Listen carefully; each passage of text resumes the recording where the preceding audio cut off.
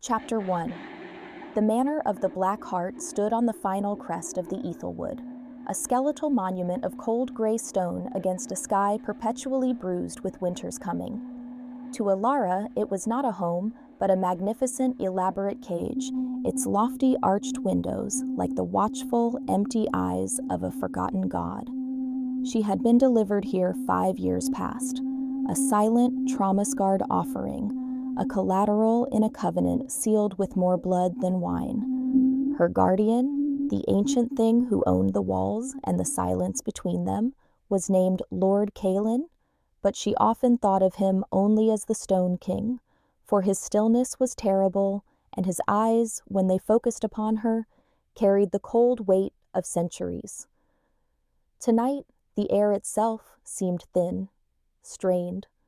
A coming storm, both meteorological and supernatural, pressed down upon the slate roof.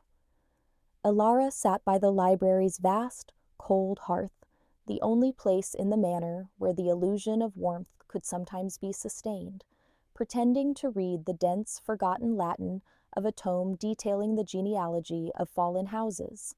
The truth was, she was listening for the whisper of the wind outside, which sometimes carried voices, and listening for the inhuman quietude that preceded Caelan's movements. She knew he was near, not through sound, but through the atmospheric change, a deepening of the darkness, a subtle scent of ozone and something ancient, like dust mixed with winter rain. He materialized as he always did. Out of the shadows, a man wrought of marble and midnight velvet, his movement the liquid grace of a great, patient predator. His face, eternally young and impossibly beautiful, was a study in detached melancholy, the only betraying flicker, the unnatural golden hue of his eyes, which saw not just her, but the prophecy woven into her very bone. This duality, the man and the burden, was the axis of their strange, isolated existence. He carried the weariness of 1,000 wrong decisions, and she carried the raw, terrifying spark that threatened to destroy his meticulously maintained world. The cold finds its way even here, little anchor. Caelan's voice was a deep, resonant cello note, formal and intimate all at once, stripping the thin veneer of her concentration.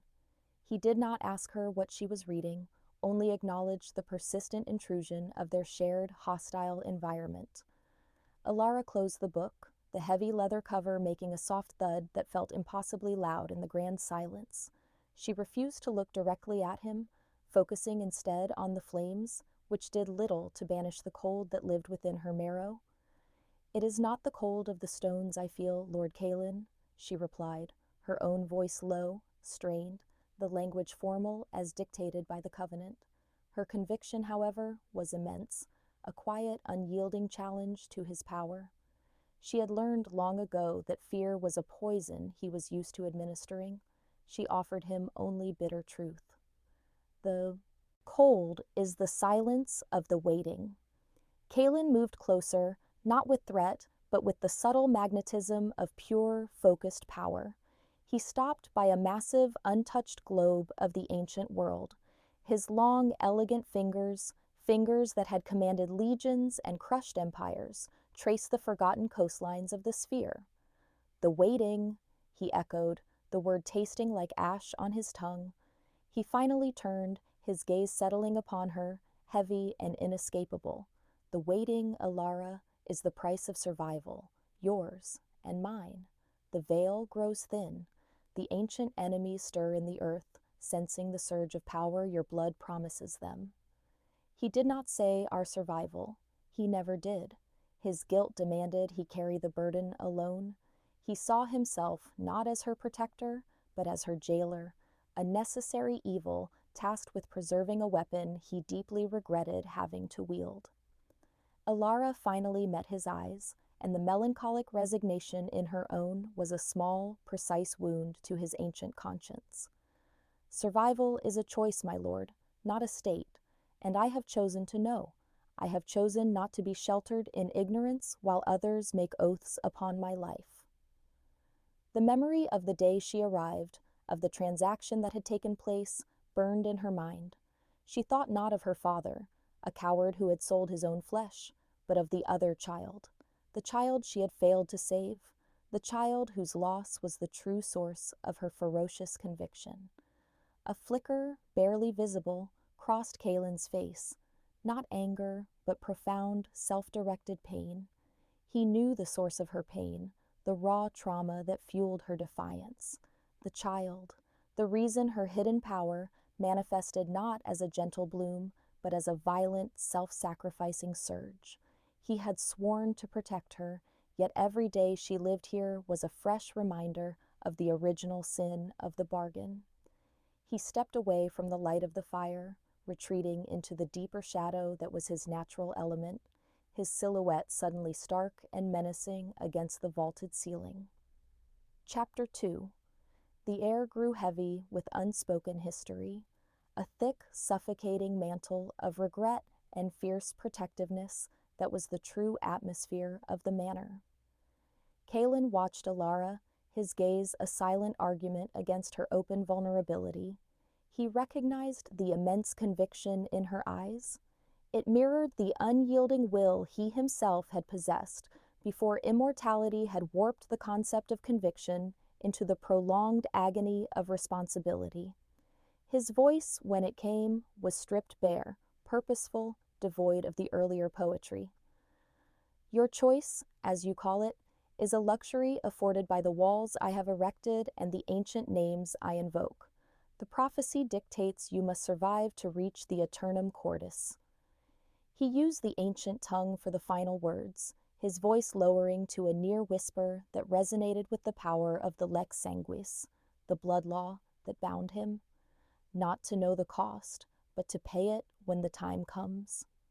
Alara rose from her seat, moving with a stiff grace born of perpetually controlled tension.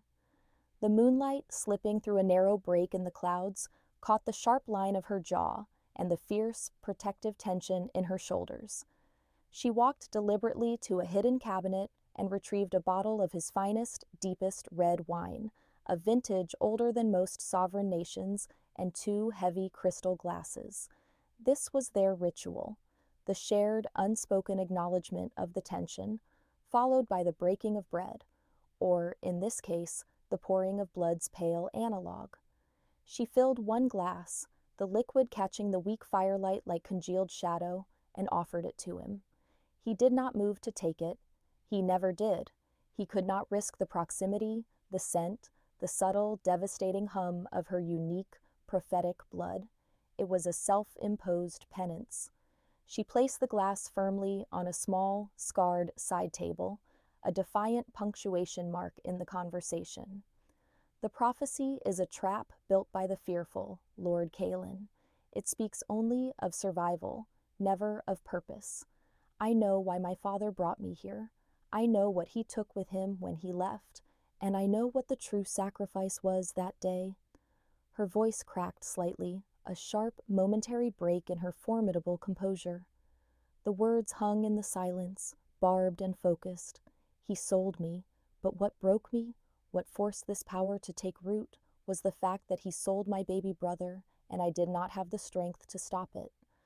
This memory, the image of her father, a man desiccated by greed and fear, handing over an infant wrapped in a threadbare shawl, was the engine of her every act of defiance, her every prayer for power.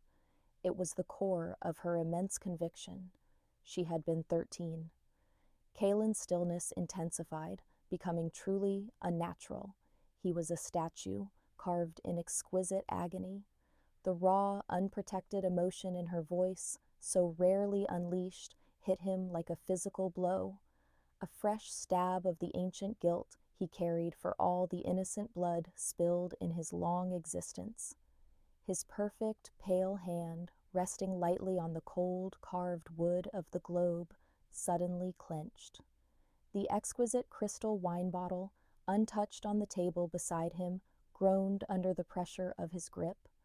The thin, beautiful glass gave way with a sickening, high-pitched shriek of shattering crystal, the rich red liquid staining the ancient tapestry of the side table and dripping onto the polished marble floor. Kalen did not flinch, did not seem to notice the blood analog covering his fingers.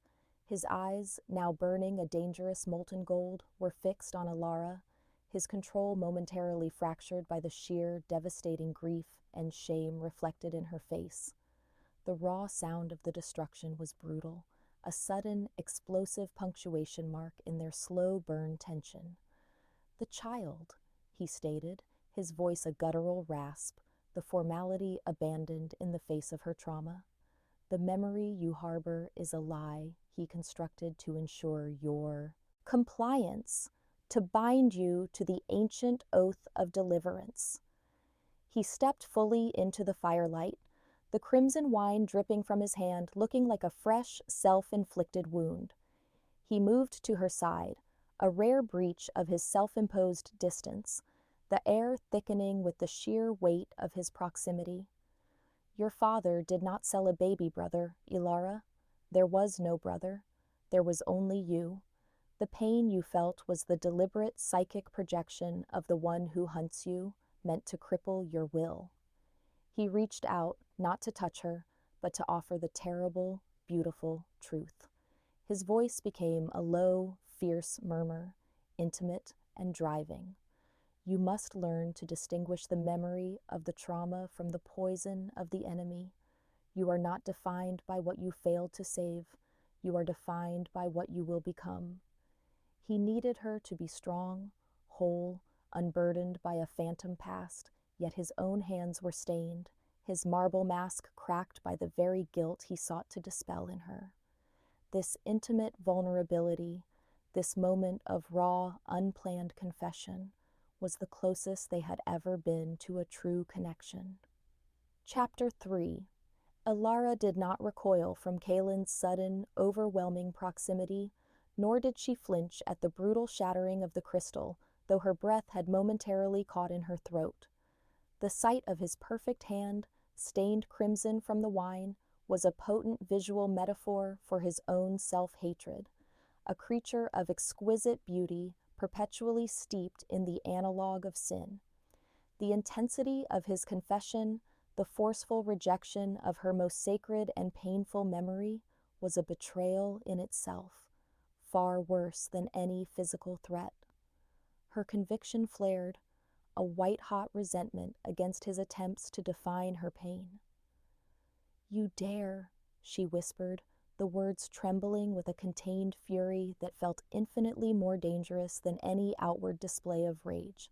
"You dare tell me what my grief is, Lord of the Stone Heart, you who deals only in the currency of betrayal and oath-breaking?" She stepped back, a single sharp movement that restored the necessary distance between the fragile human and the ancient predator. The air between them, once charged with a tense intimacy, now crackled with pure existential conflict. I remember the smell of the damp straw. I remember the sound of his shallow, infant breath. I remember the smallness of his hand in mine. You call it a psychic projection?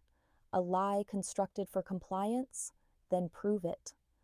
Her challenge was not an appeal for comfort, but a demand for truth, the kind of brutal, unvarnished honesty that only the deeply wounded dare to seek. She crossed her arms, a gesture of fierce self-containment, her eyes, usually a soft, mossy green, now sharp and unforgiving. Kalen wiped his blood-stained hand on the dark velvet of his coat, a gesture of careless, ancient indifference to material things. He knew she was testing him, forcing him to choose between the safety of the convenient lie and the devastating risk of the world's deepest secrets. He had sheltered her not just from his enemies, but from the full, terrible knowledge of her own destiny, for knowledge, in their world, was a weapon that could destroy the wielder. Yet, her defiance, her willingness to risk everything for a ghost, demanded a response that went beyond the cold dictates of the lex sanguine.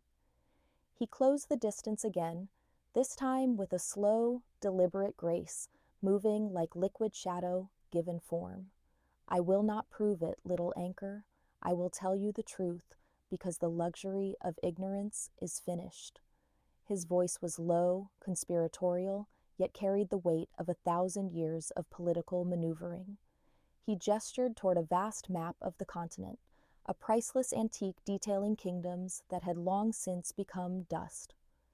Your father, an acolyte of the fallen house of Valerius, was a pawn, a necessary, weak link. The Aeternum Cordis is not a place, Elara. It is a state of being. It is the full, uncontrolled manifestation of your power, a power the ancient ones, the Cassata, seek to harness to shatter the covenant that has kept this world in fragile balance. He spoke the enemy's name, Cassata, in the dead language of the old world, a syllable that tasted like rust and fear. When they find you, they will not ask for compliance. They will dissect you, piece by piece, to understand how a human can bear the mark of the oracle and the power of the forgotten king. He took her hand, a lightning-fast, unexpected movement, holding it firmly. His marble-cold skin was a shock against hers, a brutal anchor in the present moment. He turned her palm up, tracing the faint, almost invisible silver scar that ran from her wrist up toward her elbow. It was the scar of a desperate 13-year-old girl who had tried to cut her own life short rather than be a pawn. This, he murmured, his thumb brushing the faint ridge, is the wound that unlocked your potential. The memory of the child was a calculated cruelty, a perpetual psychic echo designed to keep the wound fresh, to keep your power latent and manageable for them. You are driven by guilt and a fierce protective instinct. The Cassata exploit that. He released her hand, the sudden loss of contact leaving her skin tingling. The lie is not about the brother. The lie is about your worth. You believe you are valuable because you failed. You are valuable because you are the key that locks the cage and the key that opens it. He looked at her, his eyes molten gold in the dim light. The true cost is not the covenant. The true cost is your immense conviction in a lie. This was his gamble, sacrificing her painful, driving myth for the terrifying, isolating truth. He needed her to anchor herself not to guilt, but to the reality of the threat. Chapter 4. The revelation did not crumble Elara, but rather forged her in a hotter fire. The shame and fury that had driven her for 5 years, a guilt rooted in a phantom brother, was now transmuted into a cold, devastating clarity. The Cassata. The ancient term, uttered in Kaelin's resonant warning voice, settled into her bones like a chill. She could feel the truth of it, the manipulative cruelty, the calculated effort to keep her paralyzed by self-reproach. It explained the oppressive loneliness of the manor, the isolation that Kaelin insisted upon, the constant low-level tension in the air. The cage was real, but the prisoner was also a shield. She looked at Kaelin, the vampire lord who was both her captor and her salvation, and saw not a tyrant, but a creature drowning in his own antique burden. The wine stain on his hand, the shattered glass, his rare and sudden lapse into vulnerable truth. It all spoke of a desperate man fighting a war he was determined to lose alone. If my trauma is a lie, then your protection is a lie by omission, she countered, her voice now steady, her conviction refocused. The shift in her internal state was palpable, a strengthening of her core that made the air around her vibrate subtly. She was no longer a victim seeking comfort, but a weapon demanding purpose. You kept me sheltered, yes, but you also kept me ignorant. You needed me compliant, quiet, ready to be delivered at the appointed hour. She walked to the window, the skeletal branches of the Ethelwood clawing at the pane under the bruised sky. I will not be the key that locks the cage, Lord Kaelin, and I will not be the weapon you wield only to discard. She turned back, the weak light painting a sharp line of resolve across her features. What is the lex sanguis? What is the oath of deliverance? Tell me the rest of the truth that binds you, that forces you into this solitary purgatory. Her desire was no longer just survival, but understanding. If she was a political weapon, she would know the terms of her own deployment. Kalen sighed, a nearly inaudible exhalation that seemed to carry the weight of epochs. He finally moved to the sideboard, selecting a fresh glass and another bottle, this one an unlabeled, deeper amber liquid. He poured a small measure, not for her, but for himself, a rare indulgence in the face of escalating crisis. The formality of the act, the quiet precision, was a deliberate attempt to regain the composure shattered by his earlier confession. The lex sanguis is the decree of the first coven, centuries before your kind spoke of nations or gods. It states that an heir to the oracle, one bearing the mark you possess, must be protected until their full power manifests. At that moment, they are to be delivered to the veil, to either seal the fracture or be consumed by it. I am the oath keeper, sworn to the preservation of the coven and the sealing of the world. He took a slow, measured sip of the amber liquid, his eyes never leaving hers. The oath of deliverance, Elara, is my curse. I was granted the strength to protect you, the knowledge to shelter you, but my oath forbids me from interfering with the final choice. I may guard you, but I cannot save you from the prophecy's terms. It is the penance for a massacre I committed a millennium ago. He leaned against the stone mantelpiece, his frame imposing, yet radiating in profound exhaustion. Every day you spend here, you are closer to the moment of that choice. The Kasata know this. They do not want you consumed by the veil. They want you corrupted by their influence and delivered into their hands, a vessel of unimaginable power to shatter the balance entirely. His voice softened, becoming fiercely, terrifyingly intimate. My loneliness is the only protection I can afford you. My distance, my coldness, it is a wall against my nature. Do you understand, little anchor? The conflict is not just outside these walls. It is in the blood that runs in my veins, demanding I consume the very thing I am sworn to deliver. He was laying bare the foundation of their agonizing existence, the truth that her presence was both his mission and his perpetual temptation. The knowledge that he was not only her protector, but also her greatest risk, a creature perpetually on the edge of succumbing to his nature, was the highest stakes vulnerability he could offer. Chapter 5. Elara digested the staggering weight of his confession, the oracle, the veil, the oath of deliverance, and his own raw, millennium-old guilt, fueling his fierce, protective mantle. She understood now. Kalen was not just guarding a weapon, he was guarding a paradox. He was a vampire bound by the highest law to deliver a human to a fate that might destroy the world, all while fighting the instinct to claim the very power she possessed. It was a prison for two, magnificent and melancholic. She watched him, the imposing lord of the Black Heart, and for the first time saw beyond the marble beauty and the ancient power to the terrible loneliness he had woven around himself. His distance was his armor. His self-hatred was his anchor against consumption.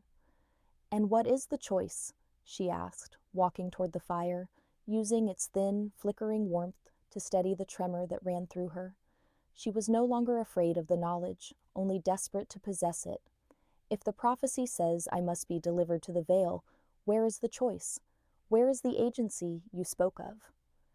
She spoke in a low, even tone, forcing him to meet her clarity with his own. Kalen set the glass down, the movement sharp and final. He pushed away from the mantelpiece, the exhaustion in his posture suddenly replaced by the focused intensity of the ancient warrior. "The choice," he explained, moving to the great oak table where maps and occult texts lay scattered, "is not whether you enter the veil. That is inevitable. The choice is how you enter it. The eternum cordis, the eternal heart, is the point of no return. You enter as Elara, human and free-willed, ready to seal the fracture with your essence, a pure conduit, or you enter as the Kasata's puppet, consumed by the projected trauma, crippled by your false guilt, ready to shatter the balance." He tapped a point on the map, a desolate, storm-racked mountain range known only as the Montes Tenebrae. The enemy knows the terms. They only need to convince you that you deserve the pain, that you must pay the price for a failure that never happened. They want your free will broken before you arrive. His gaze lifted from the map, piercing and insistent. They want the guilt, the loneliness, the conviction in a lie, because that is the poison that corrupts the oracle's blood. He took a deep, unnatural breath, the scent of her, the unique, metallic sweet aroma of her power, washing over him, a temptation he fought with every fiber of his ancient will. Your immense conviction must be anchored not to a ghost, but to the living, tangible threat, to me, to the man who has told you the deepest truth of his curse. He needed her to see him as an ally in the present, not a specter of her past trauma. Alara walked toward the table, her steps purposeful, echoing lightly on the cold marble floor. She stopped directly opposite him, the oak table, scarred with battle plans and arcane diagrams, the only thing separating them. Then I need to know how to fight them. She leaned forward, resting her hands flat on the cold wood. Her conviction was now a visible aura, a quiet, fierce resolve that belied her human fragility.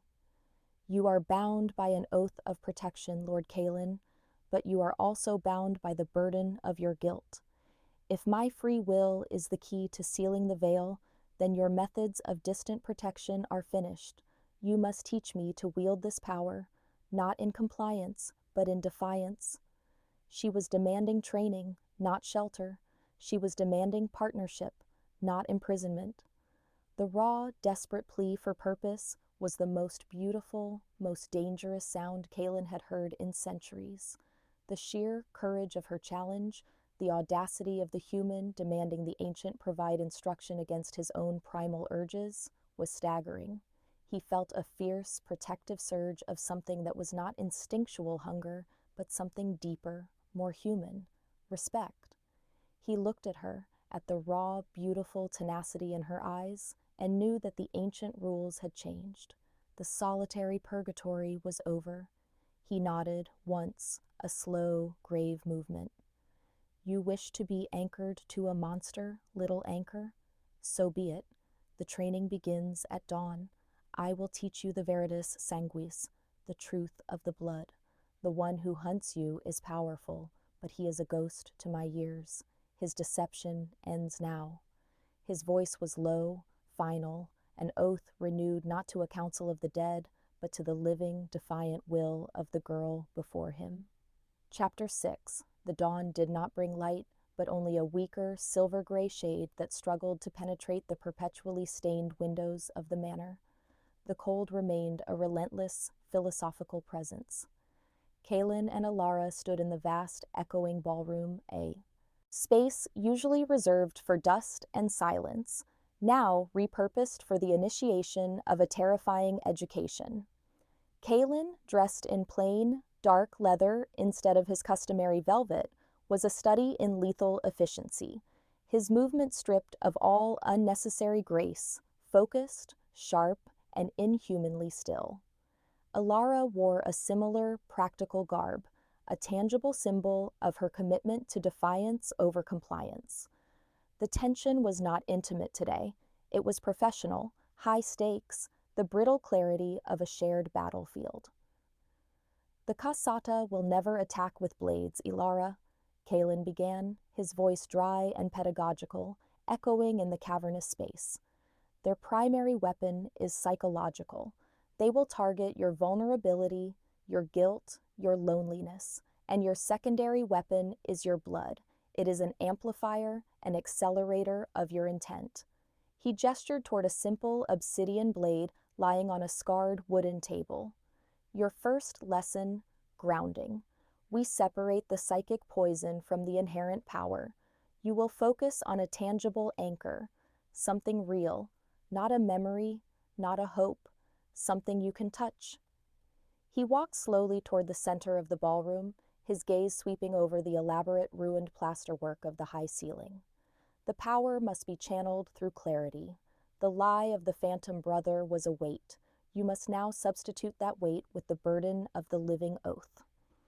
Alara walked to the table and picked up the obsidian knife. It was wickedly sharp and startlingly cold, a tangible connection to the earth and the raw, ancient magic Kaelin was preparing her for. The cold seeped through the leather of her glove, a welcome, sharp sensation that cut through the lingering malaise of the phantom trauma. The burden of the living oath, she repeated, tasting the words. And what is that, Lord Kaelin? She looked at him, not with fear, but with an unnerving clarity. He was the anchor. He was the weight. He was the most dangerous, most real thing in her existence. Kaelin met her gaze, his molten eyes burning with an almost painful intensity. This was the moment of true transfer, the moment he risked everything. It is me, he stated, the admission stark and formal. I am your anchor. I am the physical manifestation of the oath. I am the choice you must not corrupt.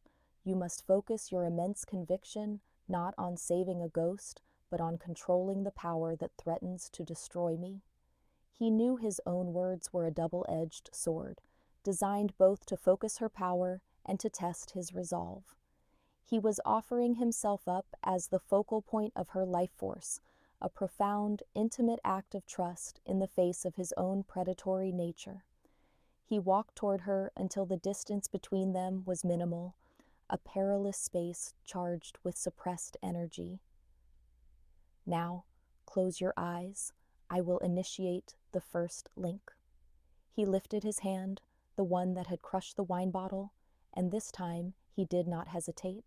He placed his cold, perfect fingers lightly on the pulse point of her neck. The contact was a shock, marble against soft, pulsing flesh. The scent of her power, sweet and overwhelming, crashed over his senses, the hunger roaring, ancient and demanding. But he held fast, his immense will overriding the instinct. Alara gasped, not in pain, but from the sudden, seismic pressure shift in her body. The moment his touch connected, the phantom ache of her guilt, the lingering shadow of the phantom brother, vanished, replaced by an overwhelming, clean surge of raw, crackling power that originated deep within her chest. She saw not the manor, but a flash of a desolate, ash-strewn landscape and a colossal shadow, the Kasada coiling in the void, waiting. Breathe, Kaelin commanded, his voice a low, fierce murmur right next to her ear, intimate and driving. Do not fight the power. Anchor it to the cold, to the stone, to my stillness. Feel the burden of my longevity, the loneliness of my purpose. It is your true north. He was pouring the vast, isolating weight of his existence into her, transferring the burden of his ancient penance to her modern conviction. The risk was monumental. If she could not contain it, if her power overwhelmed her, the uncontrolled surge would destroy them both. Alara opened her eyes, not with fear, but with a terrifying, absolute clarity.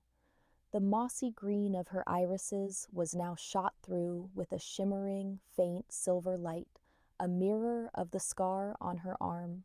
Her conviction was absolute, focused entirely on the still, ancient being anchoring her. I am anchored, Lord Kaelin, she whispered, her voice ringing with the nascent strength of the oracle. To the truth, to the choice, to the conviction that I will not be broken. She lifted the obsidian blade, her grip steady, and with a terrible, symbolic finality, sliced a shallow, straight line across the palm of her hand, ignoring the searing pain. The wound was not an act of self-harm, but a declaration of intent, a droplet of her special, potent blood, the sanguis oraculum, welled up, luminous and silver in the gloom. Kaelin watched, his golden eyes wide with the realization that the caged thing was now the willing weapon. He had achieved his goal, but at a price he had yet to fully grasp. He was no longer alone in his purgatory.